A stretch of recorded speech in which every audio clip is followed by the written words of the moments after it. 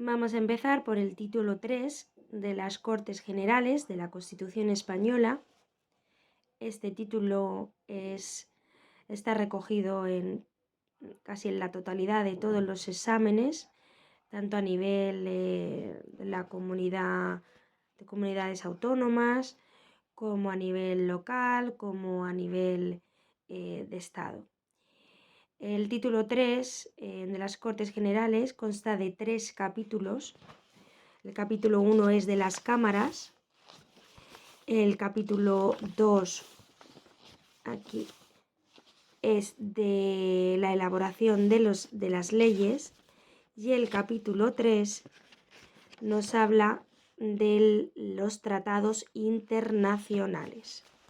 Comenzamos por el capítulo 1 de las cámaras en su artículo 66 de las Cortes Generales.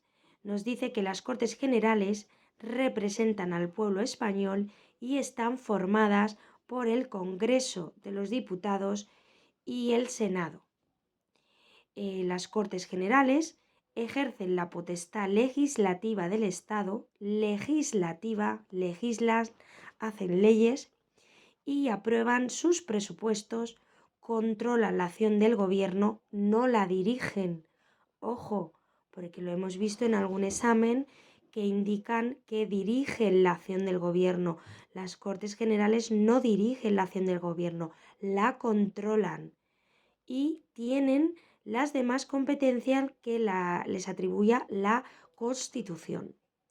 En este punto 3 del artículo 66 nos dice que las Cortes Generales son inviolables. Pasamos al artículo 67, en el que nos indican las prohibiciones.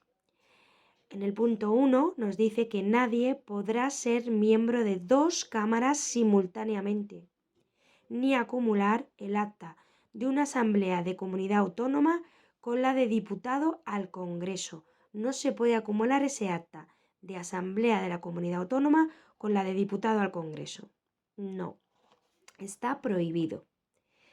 Punto 2. Los miembros de las Cortes Generales no estarán ligados por mandato imperativo. Punto 3. Las reuniones de parlamentarios que se celebren sin convocatoria reglamentaria no vincularán a las cámaras y no podrán ejercer sus funciones ni ostentar privilegios.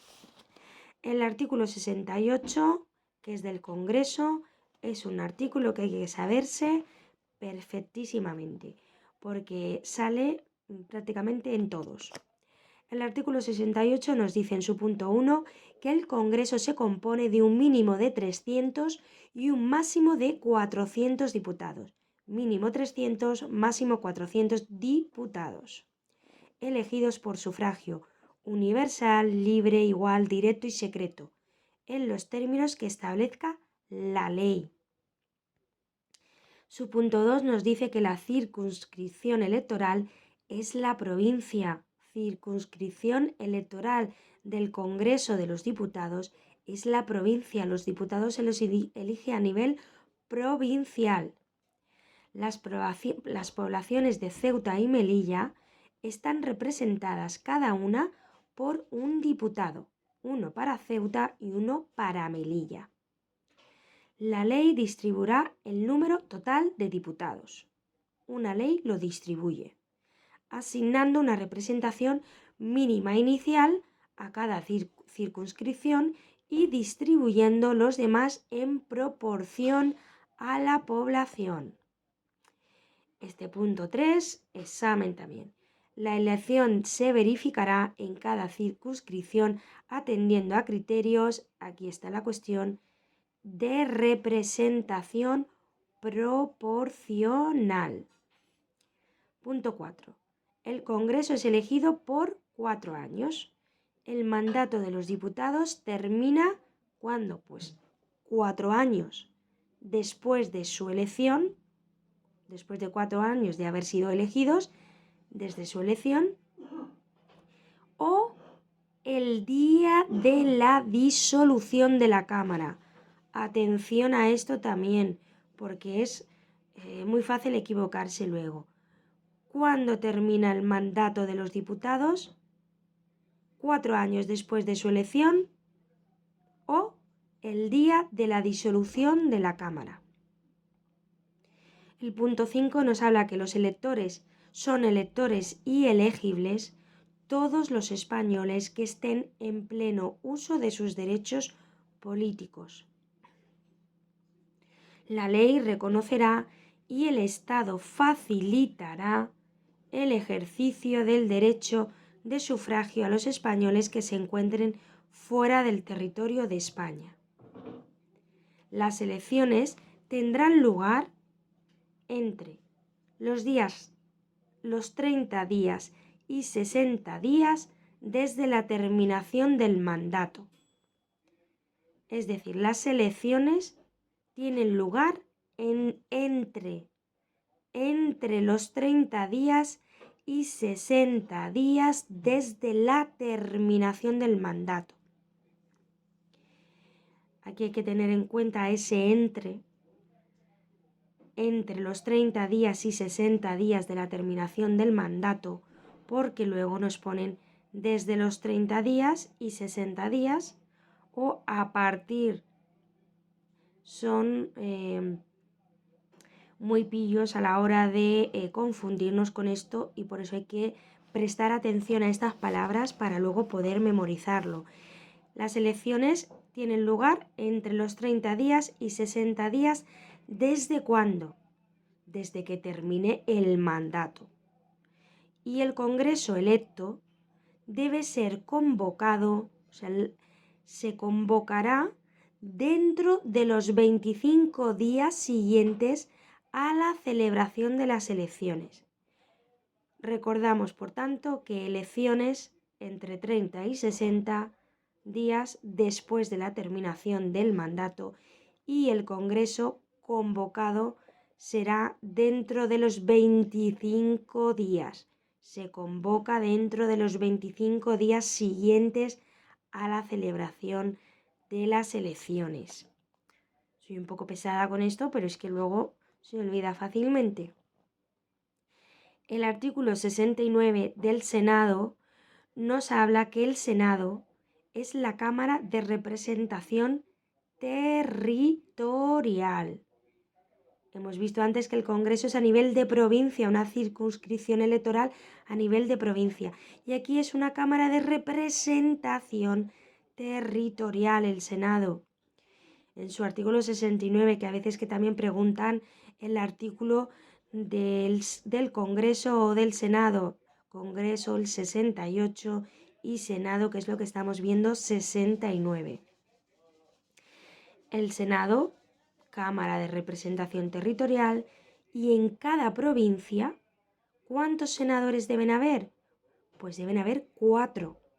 4 que serán elegidos por sufragio universal, libre, igual, directo y secreto, por los votantes de cada una de ellas, en los términos que señale una ley orgánica. Ojo, que en el Congreso nos decía que el Congreso se compone de unos diputados, eran 300 el mínimo y 400 el máximo, y también eran elegidos por sufragio universal, igual, libre, universal, igual, libre, directo y secreto, en los términos que establezca, ojo, una ley. Pero aquí en el Senado no. Aquí en el Senado, en su punto 2 del artículo 69, nos dice al final que los votantes de cada una de ellas serán en los términos que señale una ley orgánica, las del Senado. El punto 3, en las provincias insulares, cada isla o agrupación de ellas, con cabildo o consejo insular, constituirá una circunscripción a efectos de elección de senadores. Es decir, pues que bien las provincias, cada una, y también sus islas o agrupación de ellas, o cabildo o consejo, se destaca eso, también constituye una circunscripción a efectos de la elección de estos senadores. ¿Y qué les corresponde? Pues aquí hay una separación. Les corresponden 3 senadores a cada una de las islas mayores. ¿Las islas mayores cuáles son? Pues Gran Canaria, recordamos eso para memorizar, grande, Gran Canaria, Mallorca y Tenerife. Esas son las islas mayores y por tanto a ellas les corresponden 3 senadores. Y 1 a cada una de las siguientes islas o agrupaciones. El resto, Ibiza, Formentera, Menorca, Fuerteventura, Gomera, Hierro, Lanzarote y La Palma. A estos les corresponde un senador a cada uno. Y luego las poblaciones de Ceuta y Melilla elegirán cada una de ellas a 2 senadores. Entonces, ¿cómo queda esto? Pues vamos a recapitular. Como decía en el punto 2, la provincia se eligen por provincia a 4 senadores por provincia. Luego, en las provincias insulares, tenemos que irán 3 senadores en las islas mayores y un senador en el resto, en cada una de las islas como Ibiza, Formentera, Menorca, Fuerteventura, Gomera, Hierro, Lanzarote y La Palma. 1 y 3 a las islas mayores, Gran Canaria, Mallorca y Tenerife. Las poblaciones de Ceuta y Melilla, 2 cada uno. Pues vamos a recordar esto. 4 provincia, 3 islas mayores, 1 el resto, 2 Ceuta y 2 Melilla. Luego el apartado 5 nos dice que las comunidades autónomas designarán además, o sea, ojo, además de lo que ya tienen en sus provincias, además un senador y otro más por cada millón de habitantes de su respectivo territorio. En la designación corresponde, ¿a quién corresponde esta designación de las comunidades autónomas? Pues les corresponde a la Asamblea Legislativa o, en su defecto, al órgano colegiado superior de la comunidad autónoma, de acuerdo con lo que establezcan los estatutos, que asegurarán, en todo caso, la adecuada representación proporcional. El punto 6 nos dice que el Senado es elegido por 4 años, también igual como el Congreso. Tanto el Congreso como el Senado son elegidos por 4 años. ¿Cuándo termina el mandato de los senadores? Pues termina 4 años después de su elección o el día de la disolución de la Cámara, exactamente igual que el Congreso. 4 años después de su elección o el día de la disolución de la Cámara.